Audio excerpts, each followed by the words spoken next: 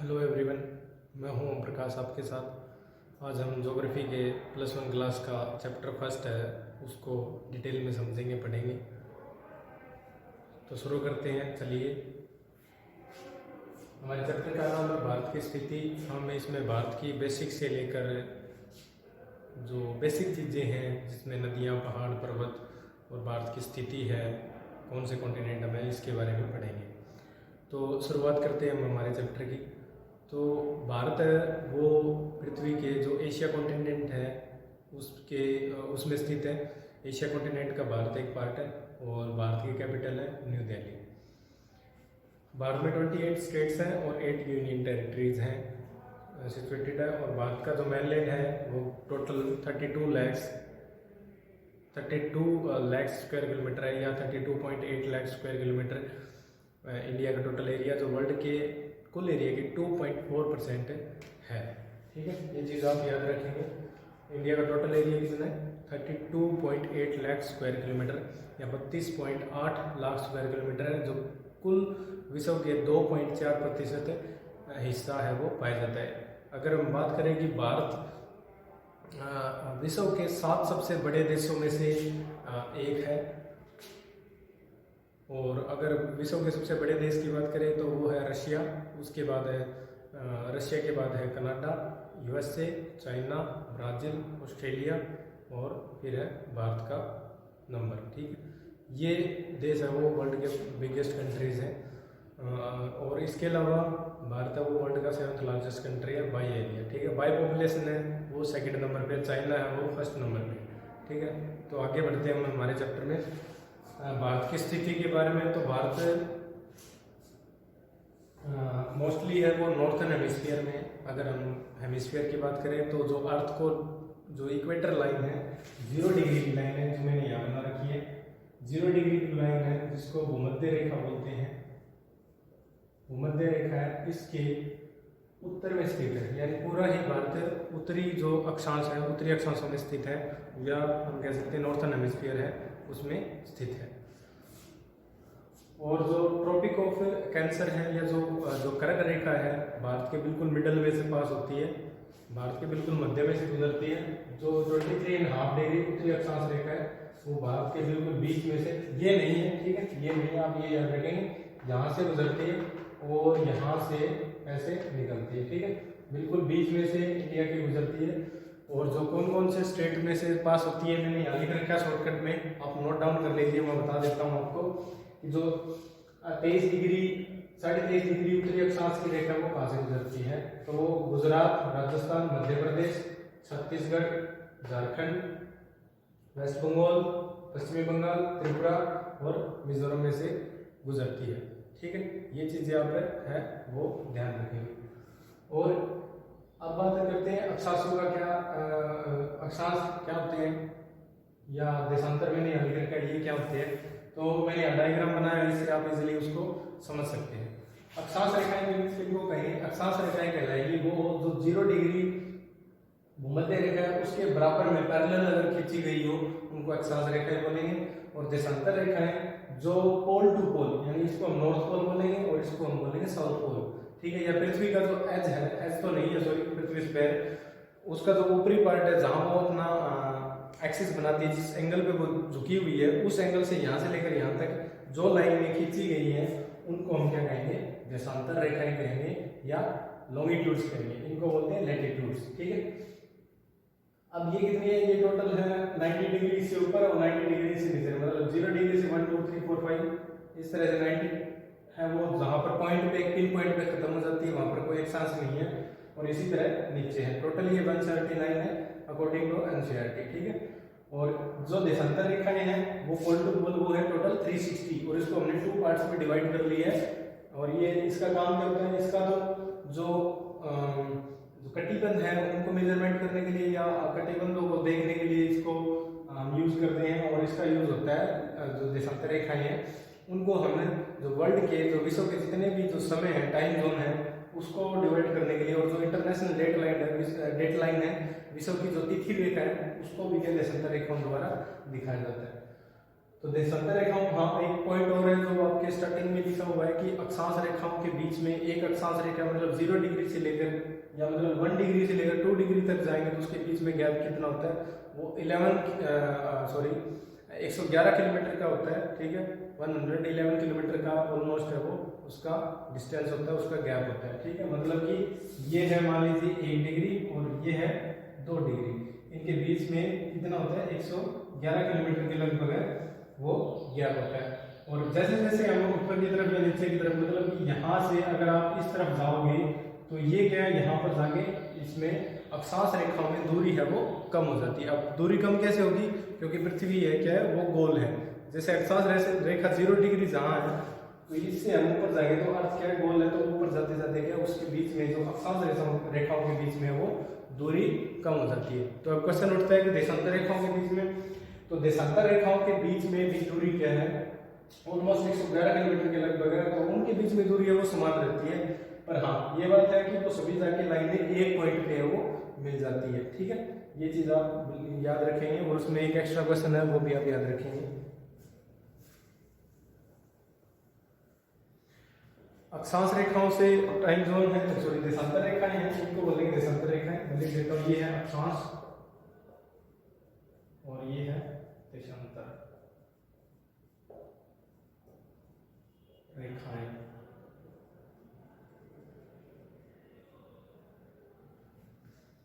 अक्षांश रेखाएं और देशांतर रेखाएं। अब ये एक इमेजिनेशन लाइन है जो भारत में से भी गुजरती है, एक्चुअल में नहीं है कि आप जहाँ खड़े वहाँ भी कोई ना कोई अक्षांश या देशांतर रेखा गुजर रही होगी, एक्चुअल नहीं है, ये इमेजिनेशन लाइन है, ठीक है। तो भारत में कहाँ से गुजरती है अक्षांश रेखाएं, तो भारत में अक्षांश रेखाएं हैं वो 8 डिग्री, मेनलैंड की बात है, वैसे तो इंडिया का साउथर्न पॉइंट है 6 डिग्री के लगभग है, जो अंडमान निकोबार है वो नहीं मानेंगे हम, मेनलैंड की बात कर रहे हैं वो है, तो हमारे बात पर मेनलैंड की बात है 8 डिग्री 4 मिनट जो उत्तरी अक्षांश है, मतलब कि आप मान लीजिए जो 0 डिग्री यहाँ से शुरू हो गया, मान लीजिए इंडिया यहाँ है, ठीक है, ये मान लेते हैं इंडिया यहाँ है, ठीक है, ये इंडिया है, और ये मान लीजिए 23.5 डिग्री की लाइन है, यानी ये बिल्कुल भारत के बीच में से गुजर रही है, मान लेते हैं हम ये वो 23.5 डिग्री नॉर्थ हेमिस्फीयर की लाइन है, ठीक है।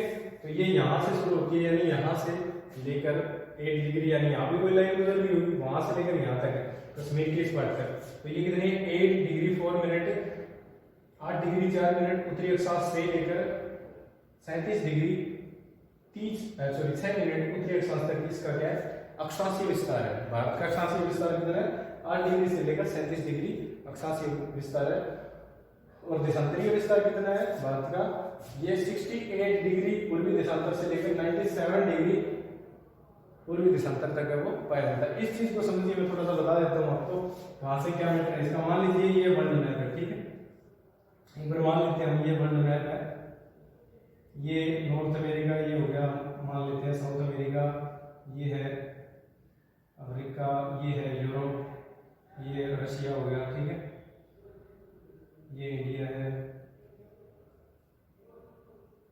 ये ऑस्ट्रेलिया है। तो यहाँ से क्या किया मैंने बताया, इस तरह से ये लाइनें हैं, आप इमेजिनेशन मान लीजिए इनको एक बार, ये लाइनें हैं कौन सी, ये देशांतर रेखाएं हैं, ठीक है। तो देशांतर रेखा यहाँ पर 0 डिग्री देशांतर है, ठीक है, 0 डिग्री आप पूर्वी देशांतर मान सकते हैं इसको, 0 डिग्री का देशांतर है ये, इससे 0 डिग्री देशांतर है ये, इससे पूर्व की तरफ में 180 तक है 180, और इसके पश्चिम की तरफ भी 180 तक है। टोटल कितने हो गए 360, जो मैंने शुरू में बताया था, देशांतर कितने 360 है, ठीक है।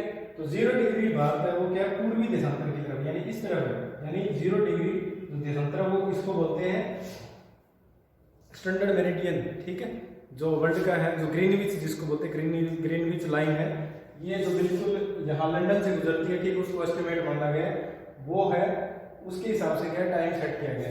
अगर मान लीजिए यहाँ पर 12 बजे हैं दिन के, तो उस हिसाब से इस हिसाब से क्या वर्ल्ड की घड़ियां हैं वो सेट की गई हैं, और इसके इस तरफ जाएंगे तो क्या टाइम है वो घटता जाएगा। और एक बात और है, अगर हम इस तरफ 1 डिग्री चलेंगे, 1 डिग्री अक्षांश चलेंगे, मान लीजिए इस तरफ सॉरी देशांतर चलेंगे 1 डिग्री देशांतर अगर हम चलते हैं 1 डिग्री देशांतर चलती है तो वो 4 मिनट के बराबर होता है। कितने मिनट?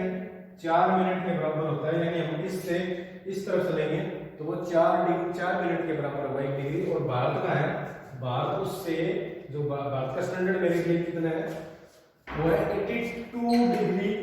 82 डिग्री 30 मिनट पूर्वी देशांतर है। जो गुजरता कहाँ से है? बिल्कुल यहाँ से गुजरता है। ये लाइनें नहीं होगी ये, मैं आपको पहले थोड़ा ये बता देता हूँ।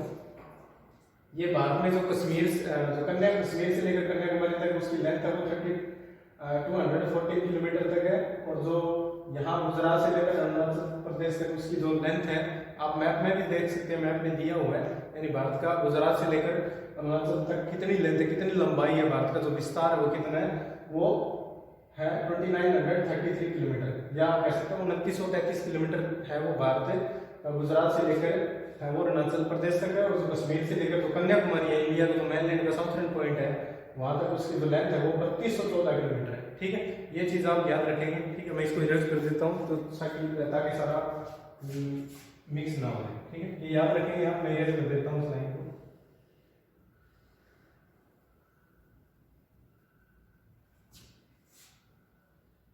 साथ के साथ आप नोट्स बनाते रहे, याद करते रहे, और कोई प्रॉब्लम क्वेरीज हो तो आप मेरे से पूछ सकते हैं।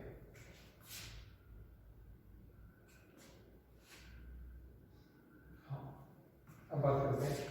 तो जो इंडिया का जो स्टैंडर्ड, ये तो है अक्षांश रेखा, कर्क रेखा। ठीक है, कर्क रेखा कितने स्टेट्स में से मैंने बता दिया आपको, 8 स्टेट्स में से ये गुजरती है। ठीक है, अब हम बात करते हैं जो स्टैंडर्ड मेरिडियन है, जैसे लंदन का हमारा भी टाइम फिक्स किया हुआ है, वो किया हुआ है 82। यहां से एक देशांतर गुजरता है जिसका है 82 डिग्री 30 मिनट पूर्वी देशांतर। ठीक है, ये है। यहाँ से अगर हम चलेंगे यहाँ तक, ये यहाँ फिक्स किया होगा। अब बात आ गई यहाँ क्यों किया गया है, क्योंकि ये इंडिया का मिडल पार्ट मान के क्या हमने टाइम है उस हिसाब से अकॉर्डिंग है वो सेट कर लिया है। अगर हम एक्चुअल में देखें तो यहाँ से लेकर यहाँ तक है वो करीबन है 2 घंटे का फर्क है। ठीक है, 2 घंटे का उसमें फर्क आ जाता है।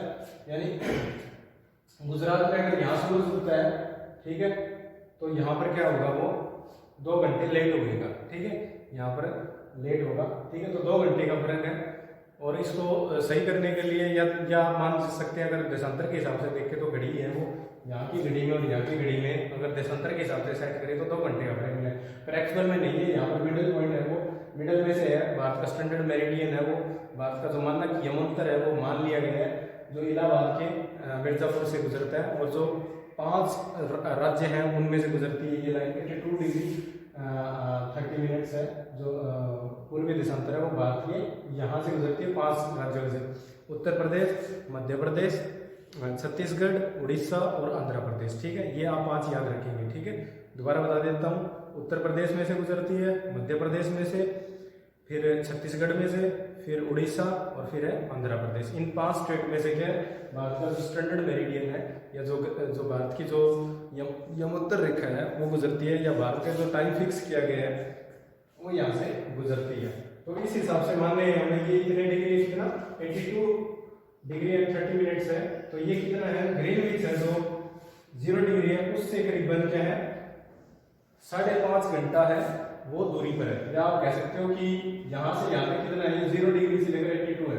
अगर मैं इसको 82 को 4 मिनट से करूँगा, 82 डिग्री है, इसको मैं 4 मिनट से करूँगा। 4 मिनट से क्यों कर रहा हूँ, क्योंकि 1 डिग्री में 4 मिनट होते हैं, तो इसको 4 से करूँगा मैं 8,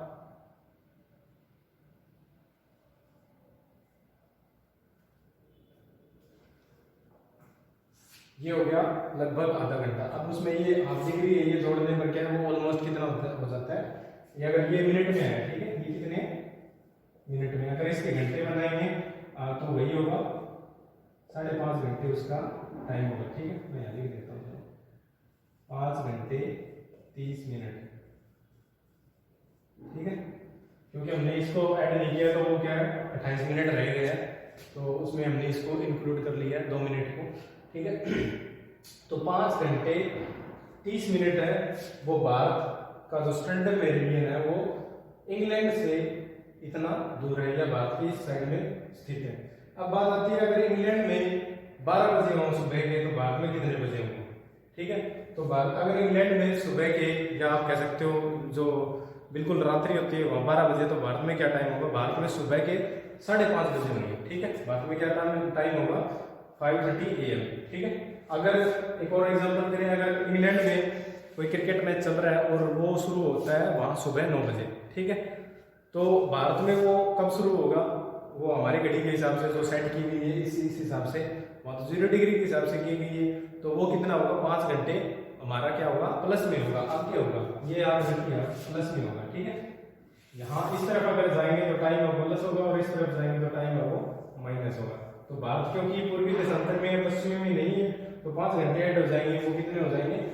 वो हो जाएंगे 2:30 बजे, यानी दिन के जो या दोपहर के जो 2:30 पे क्या है वो मैच है वो शुरू होगा।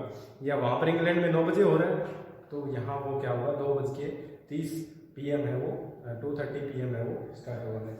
समझ में आ गया होगा शायद, उम्मीद करता हूँ आपको समझ में आ गया हो। आगे बढ़ते हैं।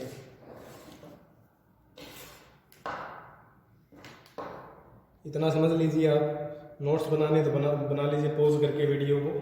ठीक है, और कुछ क्वेरीज हो वो आप मेरे से पूछ सकते हैं।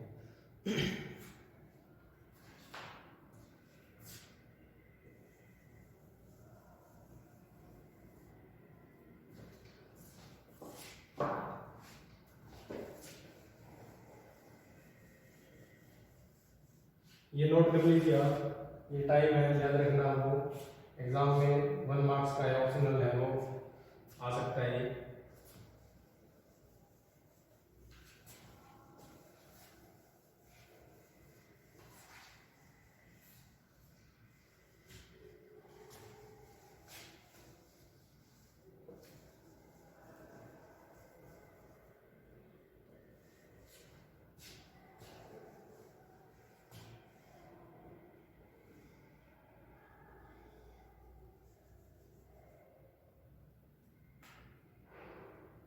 ये भी रेज कर देता हूँ।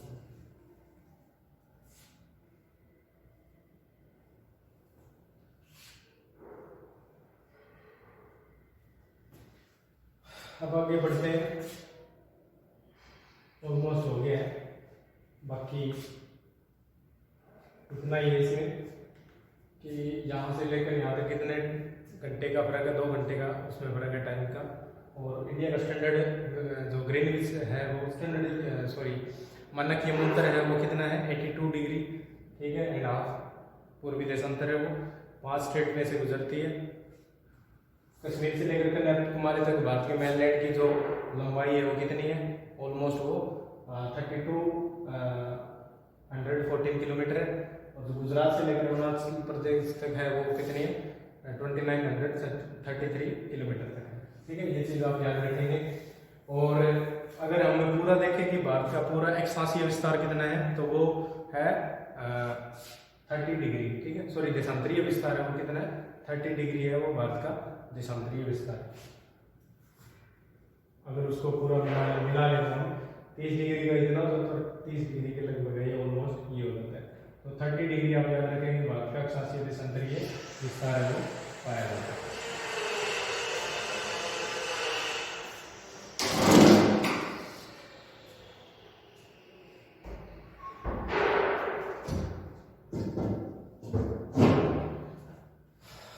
सॉरी, तो आगे देखते हैं हम। भारत के जो टाइम हो गया है, स्टैंडर्ड मेरिडियन हमने देख लिया है, और उसके बाद हम आगे स्टार्ट करते हैं। भारत के जो राज्य हैं, राज्य आप उसमें मैप में देख लीजिए। और आपके लिए एक होमवर्क भी है ये कि आप जो स्टेट बाउंड्रीज का जो मैप है उसको फिलअप करें।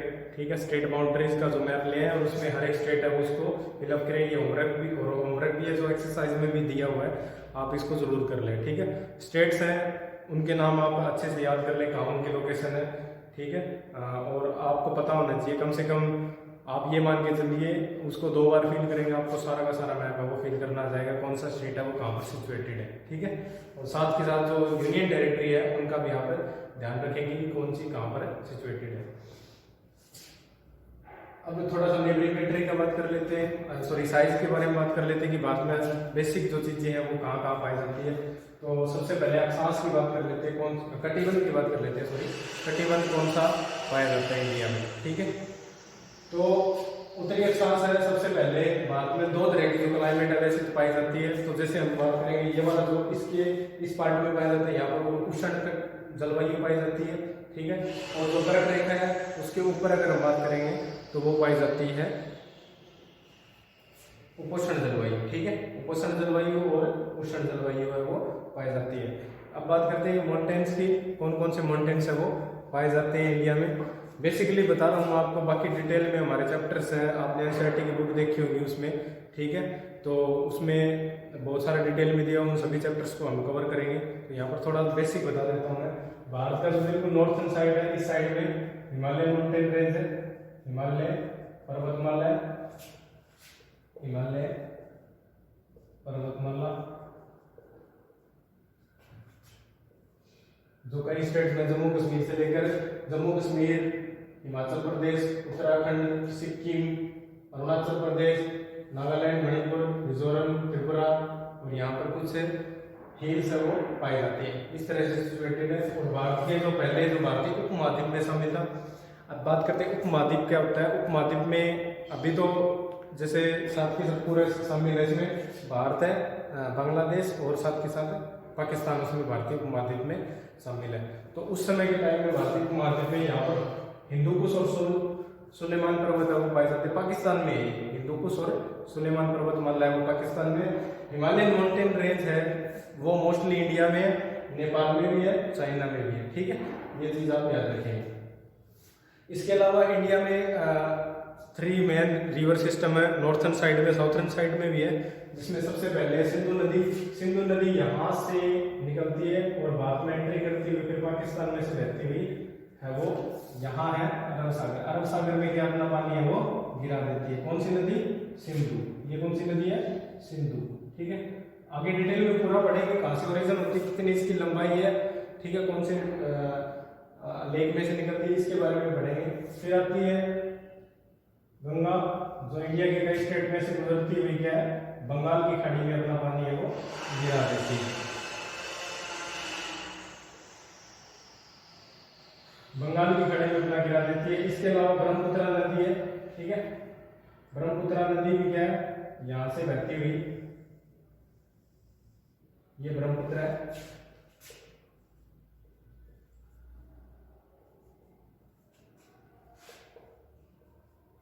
गंगा, ठीक है। ये भारत के नॉर्थन इंडिया की मेजर है रिवर्स है, जिसमें वर्ल्ड का मोस्ट फर्टाइल लैंड है, विश्व का सबसे ज्यादा उपजाऊ मैदान है। जो एरिया की बात करें उस हिसाब से बहुत ज्यादा है, ठीक है। जो पंजाब से लेकर क्या है वेस्ट बंगाल तक है, और जो ब्रह्मपुत्र का मैदान है वो भी उसमें असम का कुछ एरिया है वो शामिल है, ठीक है। ये वर्ल्ड का मोस्ट फर्टाइल एरिया है, जहाँ पर बहुत ज्यादा एग्रीकल्चर होती है। एग्रीकल्चर होने के कारण जो विश्व की सबसे ज्यादा जनसंख्या है वो इसी पार्ट में पाई जाती है। या आप ये कह सकते हैं कि कई हमारे जो राज्य उत्तर प्रदेश, बिहार है, उनकी जो पॉपुलेशन है वो बहुत सारे देशों से भी ज़्यादा है। जैसे हरियाणा की अकेले की पॉपुलेशन है ऑस्ट्रेलिया के लगभग है, ऑस्ट्रेलिया की पॉपुलेशन है उसके लगभग है। उसका रीज़न क्या है? क्योंकि यहाँ पर एग्रीकल्चर होती है, बहुत अच्छी एग्रीकल्चर होती है। उसका रीज़न क्या है? कारण ये है क्योंकि वहाँ पर फर्टाइल लैंड है। फर्टाइल लैंड क्यों है? क्योंकि वहाँ पर नदियाँ निकलती है बहुत ज़्यादा, ठीक है। तो इस तरह से क्या है, ये नदियाँ यहाँ पर पाई जाती है, ठीक है। इसके अलावा जो साउथर्न इंडिया है, जो दक्षिणी भारत है, उसमें मेनली रिवर है, उसमें गोदावरी, कृष्णा, कावेरी रिवर है वो पाई जाती है, ठीक है। गोदावरी, कृष्णा, कावेरी है, मैं बना देता हूँ, बड़ा आप याद रखेंगे।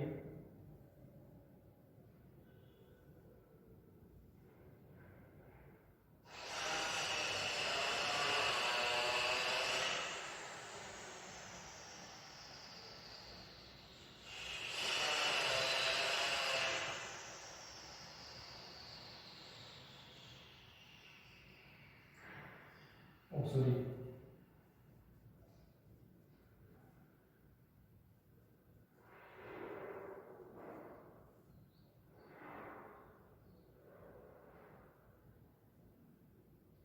इसके अलावा यहाँ नर्मदा, ताप्ती नदी है वो पाई जाती है, ठीक है। इन नदियों को आप थोड़ा ध्यान है वो रखेंगे, ठीक है। बेसिक है ये बिल्कुल, बाकी डिटेल में हम आगे पढ़ेंगे। और ये पूरा हिंद महासागर है जो भारत के साउथ में लगता है, हिंद महासागर। हिंद महासागर का ही बंगाल की खाड़ी और अरब सागर उसका एक पार्ट है, ठीक है। यहाँ भारत के जो आइलैंड्स ग्रुप है, लक्षद्वीप है, वो पाए जाते हैं, लक्षद्वीप। और इस तरफ है बंगाल की खाड़ी की तरफ है, यहाँ पर जो आइलैंड्स है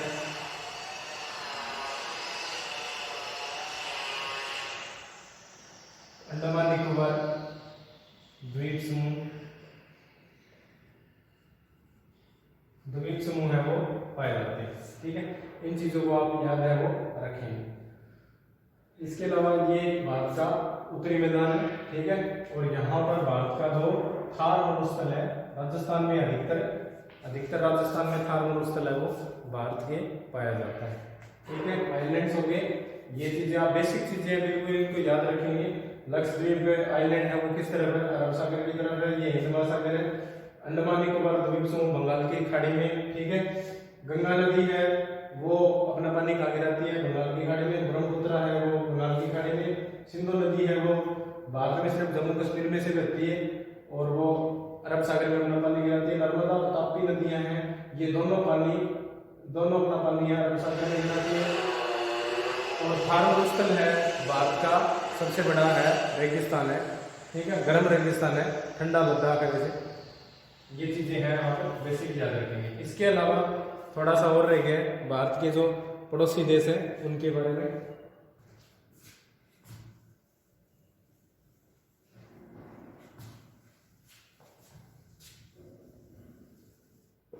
भारत के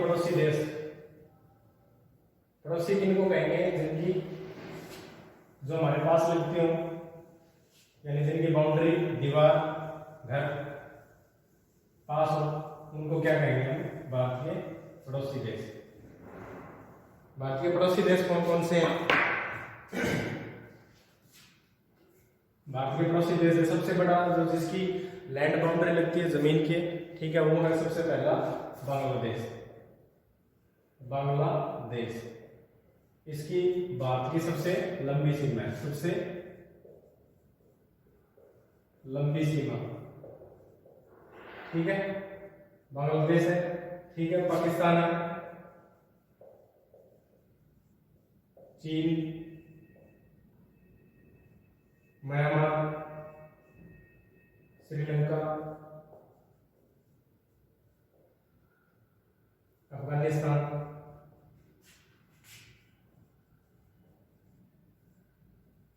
नेपाल, भूटान, ये भारत के कुछ से पड़ोसी देश हैं, इनको आप याद रखेंगे।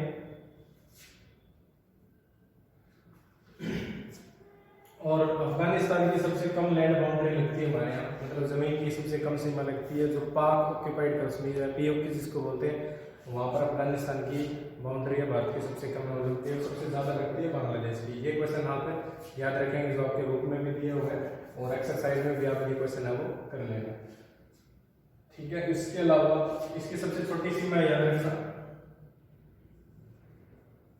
छोटी सीमा। और इसके अलावा थोड़ा बेसिक क्वेश्चन हो रहा है, भारत का सबसे बड़ा राज्य by area Rajasthan, by population है वो उत्तर प्रदेश है, ठीक है। ये चीजें भी आप याद रखिए।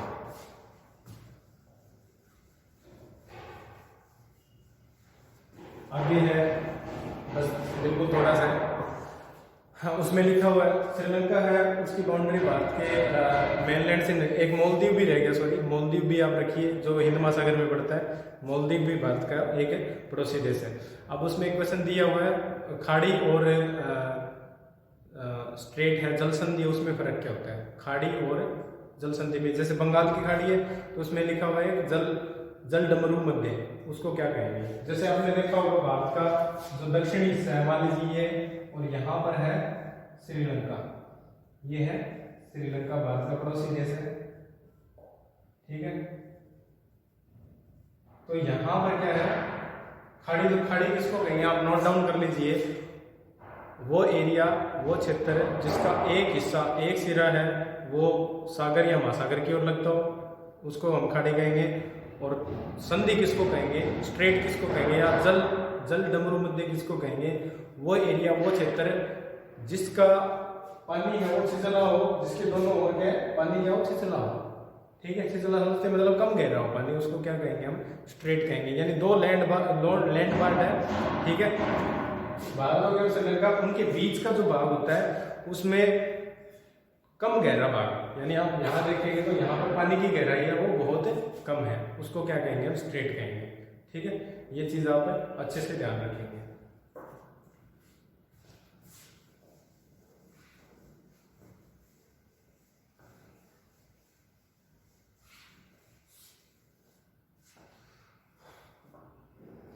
और एक जो लास्ट पॉइंट रह गया, उसमें लिखा हुआ है कि भारत की जो सीमा है, जो मेनलैंड सीमा है, जो समुद्र के लगती है, सॉरी पानी के लगती है, वो कितनी है, वो करीबन 7517 किलोमीटर है। ये चीज याद रखेंगे आप। भारत की जो तटीय सीमा, ठीक है, तटीय जो सीमा है भारत की जो तटीय सीमा है वो करीबन 7517 किलोमीटर है। ये चीज आप याद रखेंगे। ठीक है, और इसके अलावा भारत की जो बाउंड्री है, मतलब भारत का जो अधिपत्य है, अधिकार क्षेत्र है, जो सीमांत क्षेत्र बोलते हैं, जिसको सीमांत क्षेत्र कहेंगे, ठीक है, उस आपकी बुक में लिखा हुआ सीमांत क्षेत्र या फ्रंटियर कहेंगे, समुद्र के साथ लगता है, वो कितना है, 12 नॉटिकल मील है। कितना है, 12 नॉटिकल मील, या आप कह सकते हैं ऑलमोस्ट 21 किलोमीटर के लगभग भारत का सीमांत क्षेत्र है। मतलब कि सीमांत क्षेत्र को इस तरह से समझ सकते हैं आप, ये जैसे मान लीजिए समुद्र है, तो भारत का मेनलैंड से लेकर यहाँ तक जो 12 नॉटिकल मील है, वहां तक के एरिया को क्या कहेंगे, इसको यहां से लेकर यहां तक इसको बोलेंगे सीमांत क्षेत्र। तो भारत का सीमांत क्षेत्र कितना है, 12 किलोमीटर। ठीक है, ये चीजें आप ध्यान रखेंगे। अब करना क्या, आपको एक्सरसाइज के सारे क्वेश्चन आंसर करने हैं। ठीक है, और जितने भी क्वेश्चन है आपको और प्रोवाइड करवा दिए जाएंगे, उनका आप अच्छे से पढ़िए, इस चैप्टर को पढ़िए। कोई भी प्रॉब्लम आती है मुझसे पूछिए, नेक्स्ट चैप्टर में जब मिलेंगे हम। ठीक है, मिलते हैं बाद में। गुड बाय, अपना ख्याल रखिए।